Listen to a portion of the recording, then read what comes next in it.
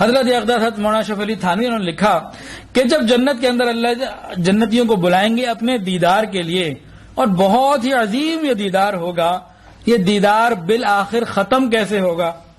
سارے جنتی تو اللہ کے دیدار کے لیے آ جائیں گے، بھی ختم کیسے ہوگا؟ نقطہ انہوں نے یہ پیش کیا، اگر یوں کہا جائے کہ جنتی دیدار کر کر کے تھک جائیں گے تو یہ ان کے لیے باعث ندامت، یوں کہہ دیا جائے کہ ان کا دل یہ کرے گا کہ واپس اپنی بیویوں میں اور چیزوں میں جائیں تو یہ بھی باعث ندامت کہ اللہ سے زیادہ اچھی چیز تو ہے ہی کوئی نہیں، ادھر جا کے تو مخلوق کا خیال ہی نہیں آئے گا۔ تو جب دیدار شروع ہوگا تو ختم کیسے ہوگا؟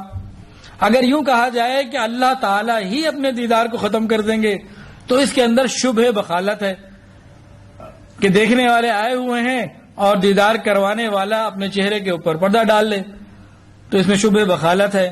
تو یہ جیسے ماں کا دودھ اگر تھوڑا ہو نا تو بچے کو ہٹا دیتی ہے کہ بس ابھی اتنا زیادہ نہیں، لیکن پروردگار عالم کیسے لوگوں کو ہٹائیں گے؟ یہ کیسے دیدار ختم کیسے ہوگا؟ اگر یہ کہیں کہ مومن دیکھنا بند کر دیں تو یہ بھی ماننے والی بات نہیں کہ اللہ کا دیدار کرنے والے، اللہ کو چاہنے والے، اللہ کی عبادت کرنے والے دیدار کا موقع ملا چلے جائیں گے، تو یہ بات بھی سمجھ میں نہیں آتی۔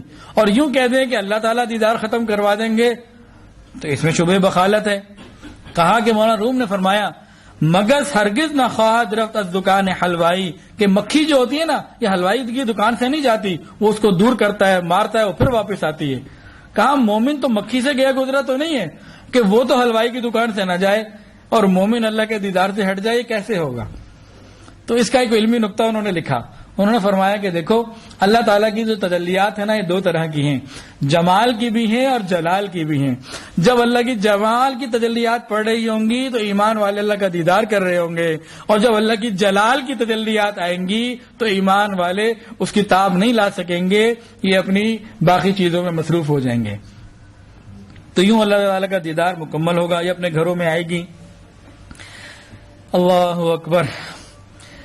جب جنتی لوگ جنت میں جائیں گے نا اور جنت کی مخلوق کو دیکھیں گے تو 70 سال ٹک ٹکی باندھ کے دیکھتے چلے جائیں گے، اتنی خوبصورت۔ لیکن جب یہ اللہ کا دیدار کر کے واپس آئیں گے، حسن حقیقی کو دیکھ کر آئیں گے، وہاں جب نور کی بارش ان کے اوپر ہوگی، یہ اتنے خوبصورت ہو جائیں گے جب دیدار سے واپس آئیں گے۔ اب جنتی مخلوق ان کو ٹک ٹکی باندھ کر دیکھ رہی ہوگی کہ اتنے خوبصورت۔ ارے جو اللہ کا دیدار کر کے آ جائے اس کی خوبصورتی کا کیا کہنا۔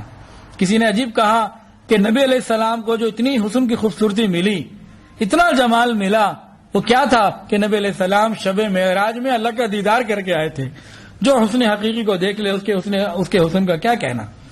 تو جب یہ جنتی جنت میں اللہ کا دیدار کر کے آئیں گے تو ان کا اپنا حسن بھی بہت زیادہ ہو جائے گا۔ جنت کے بارے میں آتا ہے نا، حور اور قصور کے بارے میں لوگ بڑا حیران ہوتے ہیں نوجوان کہ جنت کی حور سمجھتے ہیں کہ شاید سب سے بڑی کوئی خوبصورت چیز ہے۔ ارے وہ تو ماسیاں ہیں، کام کرنے والیاں ہیں، ان کی کیا حیثیت ہے؟ ان کی حیثیت ایمان والی عورتوں کے مقابلے میں کچھ بھی نہیں ہے۔ اصل حیثیت وہاں ان مومن ایمان والی عورتوں کی ہوگی جنہوں نے اپنے شوہروں کے ساتھ وفا کی زندگی گزاری، حیا کی زندگی گزاری، پردے کی زندگی گزاری۔ اصل قیمت تو ان کی ہوگی۔ یہ حوریں تو ان کی باندیاں ماسیاں ہوں گی، ان کے پاؤں دبانے والی ہوں گی۔ لیکن کن عورتوں کی؟ جنہوں نے حیا اور پاک دامنی کی زندگی گزاری، نامحرموں سے تعلقات نہیں رکھے، وہ رابطہ کرنا بھی چاہتے تھے تب بھی انہوں نے رابطوں کو توڑ دیا اور توبہ کر لی، اللہ کے ساتھ جڑ گئیں۔ پھر ان کا جو حسن و خوبصورتی ہوگی اس کا انداز ہی کوئی نہیں ہو سکتا۔